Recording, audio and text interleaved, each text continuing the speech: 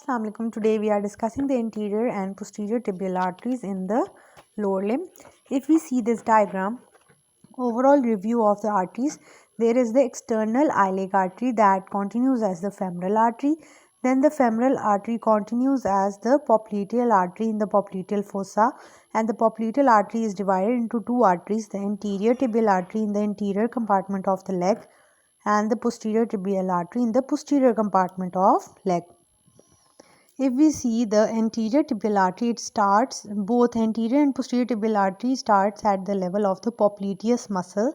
Then the anterior tibial artery crosses the interosseous membrane, pierces the interosseous membrane and comes forwards in the anterior compartment of the leg, where it flows or runs downwards on the anterior aspect of the interosseous membrane.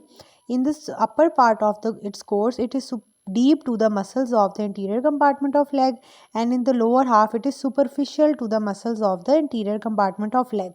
And when it enters here, there is a superficial extensor retinaculum, and it crosses behind the superficial extensor retinaculum and continues as the dorsalis pedis artery. If we see the relations at the level of the superficial extensor retinaculum, it is medially there is the tendon of the extensor hallucis longus, and laterally there is the tendon of the extensor digitorum longus and the deep peroneal nerve.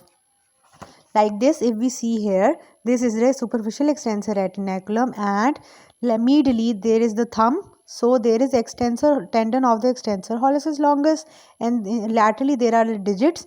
So there is the tendon of the extensor digitorum longus, and deep peroneal nerve runs laterally to this artery, anterior tibial artery. Anterior tibial artery continues as the dorsalis pedis artery, and anastomosis around it gives anastomotic branches to the ankle joint and to the knee joint, and it gives muscular branches in the way when it is coming downwards, and at the level of the extensor retinaculum, it is felt here, it is more superficial here. If we see the posterior tibial artery also arises at the level of the lower border of popliteus muscle. The origin of the anterior and posterior tibial artery is the same, that is the lower border of the popliteus muscle. Then when it originates from the popliteal artery, it gives a branch that is known as peroneal artery that extends posteriorly to the fibula and gives the nutrient artery to the fibula and runs along the fibula. And at the level of the ankle joint, posteriorly, it take parts in the anastomosis around the ankle joint.